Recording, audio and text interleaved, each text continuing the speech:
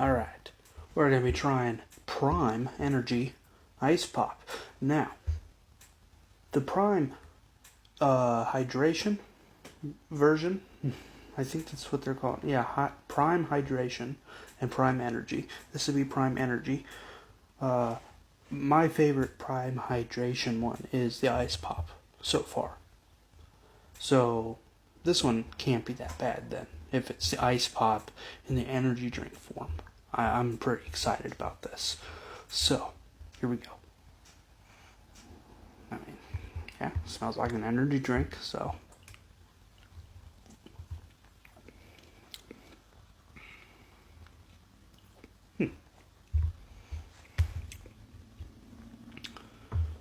That's not bad.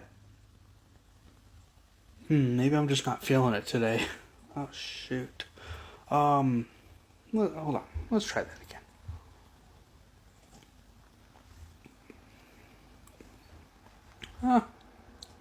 I don't know. Not my. Maybe my taste buds are all messed up. I mean, I only woke up like an hour ago, so it's possible my taste buds just aren't awake yet. But that's not bad. Not bad. As always, guys, go get some Prime. It's not a bad drink.